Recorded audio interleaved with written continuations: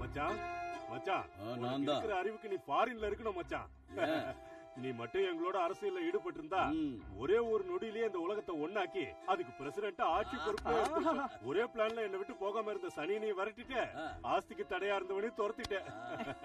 அது சரி, பாஸ்கர் எங்க மச்சான்? அவன் சந்தோஷமா தான் இருக்கான்.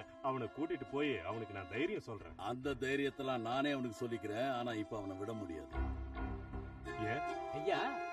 ஜோசிய பிரகாரம் ராஜகோபால் ஐயா செஞ்ச சுப காரியத்துக்கு உங்க பையன் முக்கியமான காரணம். பேபி போயிட்டாலேங்கிற வேதனையில போலீஸ் ஸ்டேஷனுக்கு போய் இவர் பேர்ல ரிப்போர்ட் எழுதி கொடுத்தான்னு வச்சுக்கங்க. இவருக்கான அப்படி சொல்ற? அவன் சொல்ல மாட்டான் மச்சான், அவனுக்கு தைரியம் கிடையாது. எனக்கு தெரியாதா அவனுக்கு தைரியம் இல்லங்கிறது? ஆனா வாய் இருக்க. ராம் பிரபுவை ஜெயில போடுற வரைக்கும் இவன் என் கூட தான் இருப்பான், இருந்து ஆகணும். இதான் விஷயம். இது அநியாயம். ஒரு நாள் உன்கிட்ட இருந்தா போதும் சொன்னியே. அப்ப சூழ்நிலை அது, இப்ப சூழ்நிலை இது. இன்னொரு நிலையும் சொல்றேன் கேளு. உன் மகனை அழிச்சிட்டு போலான்னு ஏதாவது பைத்தியக்காரத்தனமான வேலையை செஞ்சின்னா உன் மருமக இருக்கிற இடத்துக்கே உன் பையனையும் அனுப்பி வச்சிருவேன். ஜாக்கிரதை.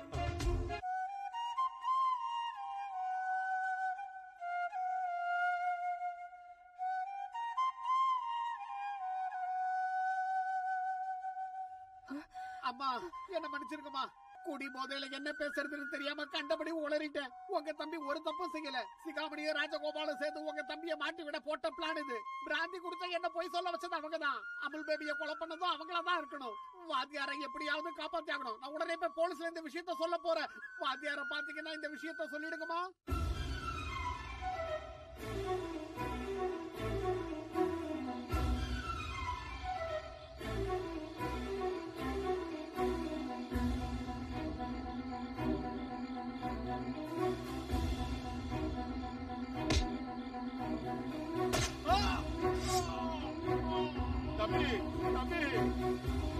கிட்டு கிட்டு கிட்டு கிட்டு கிட்டு கிட்டு கிட்டு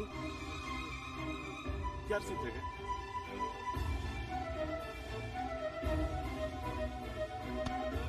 என்னடா இது? கிட்டு கிட்டு கிட்டு கிட்டு இது எப்படி நடந்துச்சு? நாங்க பாக்குறப்ப கிட்டு ஆலமரத்தடியில கிடந்தாரு தம்பி. ராம் பிரபு, இது ராஜகோபால் ஆளுங்களோட வேலைதான். அந்த பாவிங்க என் மருமகளை கொண்டுட்டானுங்க. என் மகனையும் கொண்டுடுவேன்னு பயமுறுத்துறான். அவன் நயவஞ்சகன் தெரியாம சொத்துக்காக புத்தி கெட்டு போய் அவன் கூட கூட்டு சேர்ந்துட்டப்பா. நடந்த விஷயத்தெல்லாம் போலீஸ் கிட்ட சொல்லிடுறப்பா. என் தப்ப உணர்ந்துட்டப்பா. என் மகன் பாஸ்கரை காப்பாத்து. அவன் எங்க இருக்கான்? அந்த ராம் பிரபுவை சின்ன பையன் நினைச்சு அலட்சியமா இருந்துடக்கூடாது, தெரியுதா? எங்க இருக்கிறவங்க எல்லாம் அவன் அடி உதைக்கு பயந்து ஓடி போயிட்டாங்கன்னு தான் அதிக பணத்தை கொடுத்து வெளியூர் ஆளுங்களை உங்களை இங்க வரவழைச்சிருக்க. இந்த சினிமா ஃபைட்டிங் எல்லாம் பண்ணீங்க, உங்க இடுப்பு அவன் உடைச்சிடுவான். அதனால அவனை பார்த்ததும் காலு கிடைச்சா காலு, கையை கிடைச்சா கையின்னு எல்லாத்தையும் உடைச்சு தூக்கி போட்டதும் அவன் சாம்பல் கூட கிடைக்காம எரிச்சிருங்க. ஐயா, கிரகப்படி எல்லாமே நல்ல விதமா நடந்து முடிஞ்சு போச்சு. கிளைமேக்ஸ் மட்டும் நல்ல விதமா முடிஞ்சது. உங்களுக்கு தான் வெற்றி. முயற்சி வீண் போகாதியா. நாம இங்க என்ன பிரமாதமா ஒத்திக பாத்திருக்கோம். இந்த வலைக்குள்ள ராம் பிரபு விழுந்துட்டான்னா நிச்சயமா தப்பிக்கவே முடியாது. அபச்சாரம் அபச்சாரம். தாலி கட்டின புருஷனு பேர் சொல்லி கூப்பிடலாமா? யோ, பெரிய அதிகமானா இப்படிதான் பொண்டாட்டிங்க கூப்பிடுவாங்க. நீயும் குழப்பி என்னையும் குழப்பிடாத. முதல்ல இந்த இடத்த விட்டு போயா. உங்களையும் தான். இங்க பாருங்க, அவன் எந்த நிமிஷத்திலையும் எந்த பக்கத்துல இருந்தாலும் வரலாம். ஜாக்கிரதையா இருக்கு. என்னம்மா பூர்ணா, குருட்சேத்திரத்துல சீதா வர மாதிரி ராங் என்ட்ரன்ஸ் கொடுக்கற? எதுக்காக கொலை பண்ண? எந்த கொலை? கர்ப்பிணி பொண்ணான அந்த பேபியை எதுக்காக கொலை பண்ண? ஒரு பாவமும் செய்யாத என் தம்பி மேல எதுக்காக பழிய சுமத்தின? அவன் செய்யாத தப்ப செஞ்சான்னு என்ன பயமுறுத்தி அவனை ஊரை விட்டு போகும்படி சொல்ல சொன்ன. அப்படி செஞ்சா போலீஸ் கிட்ட அவனை பத்தி சொல்ல மாட்டேன்னு. இந்த நாடகம் எல்லாம் எதுக்காக? என் தம்பி உனக்கு என்ன துரோகம் செஞ்சான்? தேவையில்லாத கேள்வி கேக்குறது. உனக்கு சொல்ல வேண்டிய அவசியம் இல்ல, இருந்தாலும் சொல்றேன். அந்த கேள்வி செத்துட்டா ஆஸ்தி பூரா எனக்கு வந்து சேரும்னு நினைச்சேன். ஒரு சில பிரச்சனைகளுக்கு முடிவு கட்டலாம்னு நினைச்சேன். ஆனா எந்த சம்பந்தமும் இல்லாத உன் தம்பி குறுக்கிட்டு என் திட்டத்தையே பாழாக்கிட்டான். அதோட உன்னை என் தலையில கட்டிட்டான். ஒன்னா ரெண்டா அடி மேல அடி அடிச்சு தூங்கிட்டு இருந்த என்னை எழுப்பிட்டான். என் வஞ்சத்தை தீர்த்துக்கு நல்ல ஒரு சந்தர்ப்பம் கிடைச்சது. உன்னையும் பால்காரியும் கிளீனர் பையனையும் பகடக்காயா பயன்படுத்திக்கிட்ட பிரபு அழிச்சு ஜோதியோட ஆஸ்தியை அடைய நான் முடிவு பண்ணிட்டேன். அமுல் பேபிய கொலை பண்ண குற்றத்துக்காக அவன் நிச்சயம் மாட்டிக்கத்தான் போறான். ஒருவேளை போலீஸால அவனை கண்டுபிடிக்க முடியலனா கூட நான் விரிச்ச வலையில விழுந்து அவன் கண்டிப்பா யமலோகம் போயிடுவான். அதுல இருந்து அவனால தப்பிக்கவே முடியாது. நல்ல சமயத்துல தான் நீ வந்திருக்க. உன் தம்பிக்கு வாய்க்கரிசி போட்டு போலாம். அப்படி உட்காரு. நான் போட போறது அவனுக்கு இல்ல, உனக்குதான். உன் கையால தாலி கட்டிக்கிட்ட ஒரு பாவத்துக்கு என் உயிருக்குயிரான தம்பியோட உயிருக்கே ஆபத்து வருங்கிற நிலைமையில இந்த தாலி அறுத்தாவது அவனை நான் காப்பாத்துவேன். அன்னபூர்ணா, புருஷங்கிறத மறந்து நீ அளவுக்கு மீறி பேசிக்கிட்டு இருக்க. ஜாக்கிரதை. பேசுறது மட்டும் இல்ல, உனக்கு ஒரு முடிவு கட்டுறேன். இப்பவே உன்னோட உயிரை நான் வாங்குறேன்.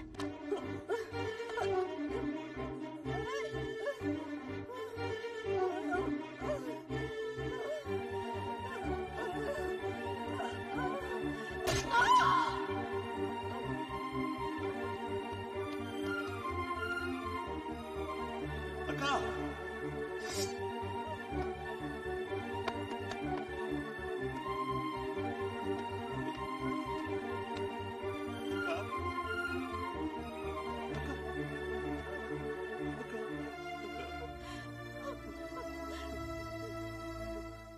தம்பி, என்னோட வாழ்க்கையில நான் 2வது தடவையா தப்பு செஞ்சுட்டேன்டா. ஜோதி கிட்ட உண்மைய சொல்ற சந்தர்ப்பம்